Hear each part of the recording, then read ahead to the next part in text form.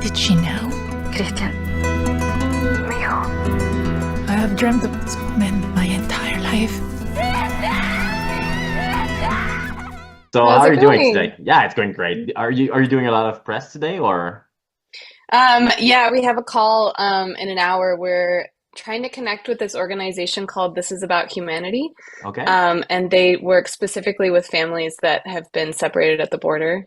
Mm, Yeah, so very topical and poignant for what we're trying to do with our movie. And that so we have a that's call with Elsa yeah. and Angelique at 1 o'clock today. So That's busy, beautiful but because it feels like it's a movie that has a very strong message behind it. So I was contacted a few weeks ago, and at first I wanted to see the short film before, I had a chance to discuss with you. And when I saw it, I was like, wow, what a beautiful moving film, which has an important message behind it. And I'm just curious, like, at first, maybe you can give me a little bit more about your background and how this ID came to life, and how you met all those people. Why did you do this film at this moment in your life? yeah. Well, it initially was inspired by a podcast that I had encountered. It's called The Birth Dream by Andy Mara. I found it about 3 or 4 years ago, and it's just a story that had stuck with me for a long time. My background originally, I went to film school. I've been working in the camera department for the last 12 years, and just slowly starting to transition into my ultimate dreams and goals of directing.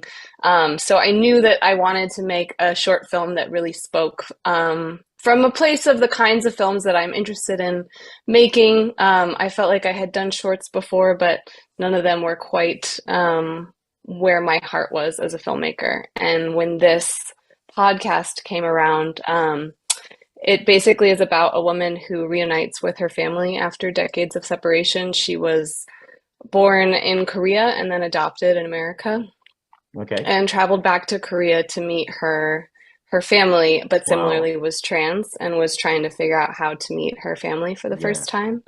But what I found really fascinating was just how much this podcast stuck with me for months Okay. and months and months. It was so emotional, so beautiful. The Yeah. reunification, similar to how it takes place in Buscando Alma, is just Mhm. from a place of compassion and love and things that I felt like we needed to see more of. Yeah. When I was co-writing it years ago, the topics felt very urgent. It felt like my writer and I, there was this sense of urgency, like, oh my God, we need a story like this now more than ever.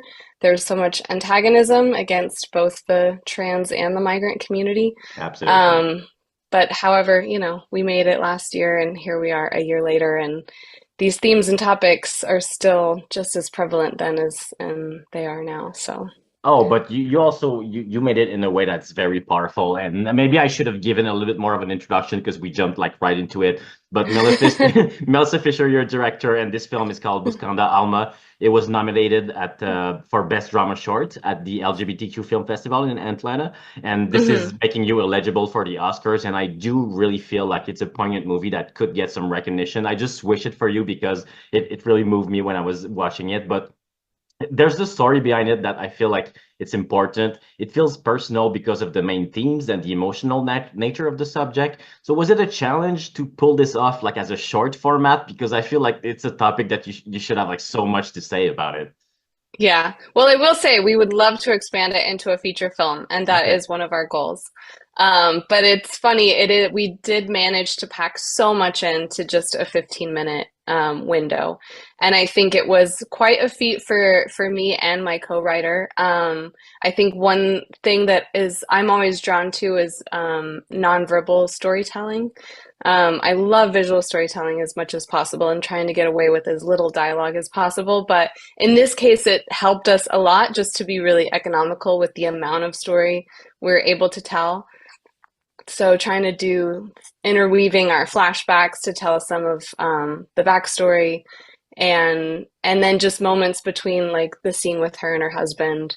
I love those just nonverbal moments where you're able to tell a lot of story and a lot of insight into a character and their interpersonal thinking without the use or the need for Mm. dialogue. So I think Well, it enabled us to get a lot more story across in those 15 minutes. Well, just watching it and talking to you right now, I feel like I'm hearing a voice from cinema, like someone who genuinely cares about visual storytelling. And I'm honest about that. I thought it was brilliantly shot with the natural lighting. You just told me that you work in camera departments. It shows. It really shows the way you incorporate the sun into the pictures, either way as a way to come kind of like this godlike figure, because there's also some religious undertone between the characters and Hmm. everything. So much to say, very rich in thematics. But I'm just curious, like what was your approach with crafting the look of this film? Because there's all those like blurry shots with like superimposed shot and a lot of work behind the editing and the way it turns out. So what was your vision when approaching the look of this film? It was definitely a collaboration, and I was really lucky to have an insanely talented cinematographer, my dear friend Boa Simon. We went to film school together That's way nice. back in the day. And then same my editor, Tyler Sherman, we went to film school back in the day. So I've still been able to keep in touch with a lot of those collaborators, and we still work together today. So I'm very grateful that they lent their voice to this project. But I think for me, I always wanted this film to feel like poetry. I wanted it to be a love letter to these two characters, and I think I was trying to capture an essence of that within the lighting, within the Mhm. camera work. I was really meticulous with scouting every location multiple times to try to capture that exact perfect light. The finale scene is just this gorgeous It's sunset beautiful. I lighting, and wanted to talk about it, but I'm good. You can let you talk. But all those but details I I went know. to that house like multiple Yeah. times trying to just figure out when exactly the light was going to fall behind the trees. And we ended up shooting a lot of it at my house too.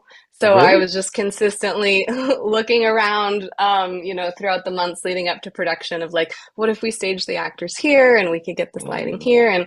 But I was really just, the intent of it all was trying to capture this poetic feeling and this love letter between all of these characters. It's very warm Um, in terms of color, like the way the colors are made, but also with, like I said, the sun has a very important presence into it. Is this something you want to talk about? Was it just, it did it come naturally, or the way you were shooting it? Because the sun, I felt like there was a very presence in that short. I think it was very intentional, but there was also something Kismidian cosmical going on because the week before we were supposed to start shooting, LA was forecast for rain and Really. clouds, and it was devastating. I was having like panic attacks just worrying so much about the weather because I really had it in my head for so long how I wanted this film to look. Mhm. But then the days before we were supposed to shoot, that ended up the window of rain narrowed down to one day. And so we just shuffled our schedule so that that one day we shot during the separation scene. And again, that just lent itself so powerfully to that scene and the drama and the stakes to shoot that in the rain. So Yeah, it and kind of, it the really weather gives. just kind of worked out for us. Yeah, and it gives this emotional weight, especially during that final sequence you mentioned. But just to go back a little bit, you were talking about the structure, and I think it's very interesting how you use a flashback, and it felt kind of natural to tell this story in terms of also in transition, which is an important theme Mhm. of the film. So how did you end up like structuring this film, and you figured out like how do you want to tell that story in terms of the structure of the film?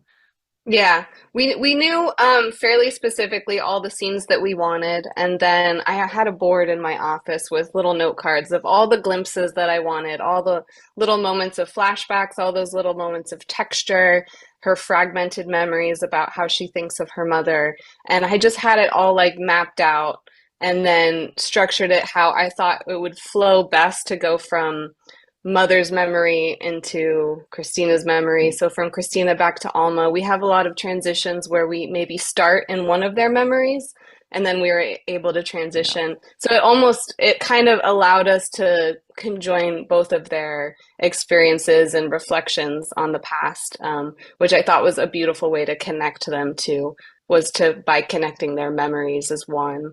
So that was all very intentional, but also like tricky to find in the edit. I think there was a different opening to the movie actually. Okay. We ended up as it had been written, it had started with Christina in the shower and that Okay. scene where she's just had Oh, this emotional phone call. So we actually started the movie there and then we called back to it later. That's how it was written. how do you But feel about it? then Do you prefer the final once version? I love the final version, and I Okay. think once my editor and I got into the editing room and we saw it structured that way, she was already starting from this really emotional place, but you as Okay. the audience didn't quite have a reference for where her mental state is. Mhm. And then we thought it would be so wonderful to see her immediately with the child Mhm. and just to see how one of the things I was really intentional with this project was seeing a trans woman Mhm. thriving in her life, seeing Mhm. someone who has an amazing job, an amazing relationship with her partner, truly outside of being disconnected from her mom, just living her best life. I feel like that is a representation that we don't see enough of in Mhm. Hollywood. So I think going back to like how we wanted to structure it, we were like, we want to definitely see her from this place so that the Mhm. audience gets a sense that this woman is thriving and Well, there's kind of like this surprise element to it, especially at the end when her mother meets her and she just accepted for who she is, and that's what's beautiful about that story. But you're talking about Carolina, the actress that plays the main character. I thought it Mhm. was a beautiful casting choices, but all the supporting actors were very like wonderful. How did you find all those natural, beautiful human beings, like really just like great people that feel authentic? Truly so lucky. It was a Really? collaboration between me and my my casting director. Carolina and I talk about this a lot, how we feel like there are just so many things that fell into place so perfectly for this movie that so many things just feel meant to be. But working with Alon Luna, he's wonderful. He was a casting director. I was familiar with his work from a film called Aristotle and Dante Discover the Secrets of the Universe. It's really beautiful if you have a chance to see it. So I knew that he was already an advocate for both the LGBTQ community and the Latinx community. So he just seemed like a really good fit and someone I really wanted to collaborate with. He brought us a whole bunch of auditions for the role of Christina, and we had an incredible batch of talent to choose from. And I did some callback auditions, and it was Carolina that just stood out as being Mhm. so vulnerable and emotional and bringing her own. I could just tell there was something really deeply personal with Well, what she I brought was to the gonna say it character. feels like it's such a personal story for herself. So I was gonna ask, how did you get her on board for this? I feel like it was just for instinctive, like she just wanted to be Yeah. part of this project because it just related to her values as a human being, Yeah. right? Yeah. Absolutely. I know she's talked about it recently as the thing she's most proud of in her Mhm. work, but that she felt like she could truly bring her perspective and her authenticity to the role. Yeah. And then for the role of Alma, I think we auditioned probably like 30 women. We got tapes here in LA, but there was one woman who I had received her tape from a friend, and she's actually based in Miami, Mhm. Jackie, and she just floored me in the tape. Yeah. She spent like the first couple minutes of her audition just folding clothes and like humming to herself. Really, And it that's was really so interesting. beautiful. She just like gave herself permission to Wow. take up space and take time. And I just was sucked in, immediately feel like I'm watching this woman at her place of work. And then same when we did the prayer scene was the other Hmm. thing that she auditioned with. Just so emotionally connected. I was Hmm. weeping just from her audition. And I was like, it's done. She's perfect. She's all I need is to bring her here to LA and stick her in a movie with Carolina. And it's exactly how I envisioned it. And better than I could have hoped for. And she was like on a Telemundo show at the time. So she didn't initially, when we finally locked our shooting dates, she didn't think she could come out. And Hmm. then the studio shuffled things by like one day. And then she Okay. was like, I can come for these 2 days. And we were like, those are the 2 days we need you. So it was honestly It's crazy how sometimes absolutely things are meant just to lining be. up. You were talking about the weather. That's something. Sometimes it's just the movie gods, I guess, that they're just like working on your Yeah. favor. So that's beautiful to hear. And she seems like she reminds me of my grandmother. Someone who has like some worth to her, and she seems like a Yeah. genuinely great person. But I love to Oh, hear that her audition was just folding clothes because it seems yeah. like one thing you would like to do in this audition is play the ending sequence when she has to cry. But that moment, Hmm. I feel like you just saw that emotionally she was able to pull that off. I'm curious how that thought process went. But just to hear that she sent you a tape folding clothes, I think that's Yeah. that's beautiful. Yeah. She's so wonderful and just like such a genuine, kind, warm human being as soon as she was on set. I just knew it was the perfect match. And then the two of them together, I mean, I honestly didn't have to do a lot. That last scene, we just turned the cameras on and they went. And they're just the powerhouse actresses. Just phenomenal. They were so connected to this material.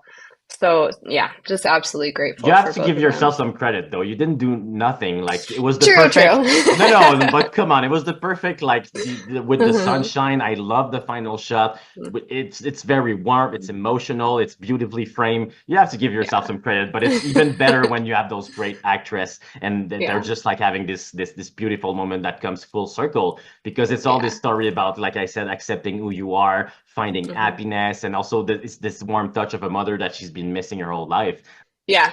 So yeah, just grateful that we had the team that we had, both Yeah.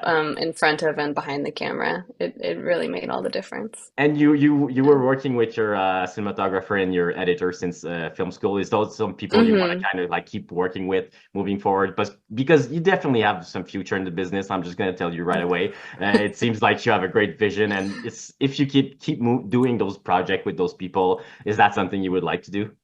Absolutely. I think it makes a huge difference when you find your people. It's a hard business. It's a stressful business. It's exhausting. The amount of hours that we put in when we're on set. If you can find people who are not only collaborators but friends, and you enjoy spending time together and want to uplift each other and support each other, Mhm. it's a dream. I think between my producers and my DP, my editor, my writer, everyone I would love to continue collaborating with. Are you working Um, on something special right now? What's your next step from there? well, we would love to expand Buscando Alma into a Okay, feature, so that's okay. definitely a goal. There's another film that I'm writing right now, another feature film that I would love to get off the ground. So we'll see. Yeah, we've I got a was gonna lot ask any cooking. information about that, but I'm sure you want to keep that to yourself right now. Yeah, I think that one's still in the early stages. Okay. We've only written about half the script, but it similarly has social justice themes and familial themes. It's about a family and very similar in terms of like tonality and texture to Buscando Alma. That's Um, beautiful because it seems like you have this connection with all the human aspect and bringing your cinematic language into that. And that's what I thought was really beautiful about it. And I wish you all the best for maybe Oscar noms. We're gonna, fingers crossed. I do believe that you have a chance because it was beautifully told and shot and acted. So just all around great work, Melissa. Really, really, really love the film. Thank you so much. I really Yeah. appreciate it. Just sometimes I'll ask you a last question, like just to know you a little bit more. Do you have some favorite films you want to like that maybe inspire you to do that project, or just in general? Like what Melissa likes to watch on a Yeah. casual day? Yeah. I would say, like, for this project specifically, I love Terrence Malick. I've always loved Terrence Malick. He's been a huge, huge inspiration. From like a editing, editorial, and sound design standpoint, Jean-Marc Vallée was another big Hmm. reference for me. I'm from Quebec, Especially, Melissa, so I'm a huge fan yeah, of Jean-Marc Vallée. Yeah. Yeah. he's incredible. Yeah. I wish he was still with us to keep Mm. making art. But his sense of, well, not only did he direct all his own projects, but he edited them too, and I think it Hmm. shows. Yeah. And I loved the way he would interweave flashbacks in almost all the films and Mhm. TV shows that he directed. So You really that nailed was that definitely with a, your short, by the way. I was really surprised because at first I didn't know exactly, where the story was going. And by the end of it, it just all makes sense. And I rewatched it before our interview today, and I just appreciated all those little moments of editing that you put it out there. But also when you talk about Terrence Malick, I do see the poetic nature of your film mhm, behind that. It was very like yeah. it can be quiet, but at the same time, it all speaks volume and it's beautiful. Great work once again. Thanks for taking the time with this, and I really wish you all the best with that project. Thank you so much. It's great to chat with you today. Thanks. Have a good one, Mhm. Melissa. Thanks, you too. Thanks. Bye bye. Toda mi vida.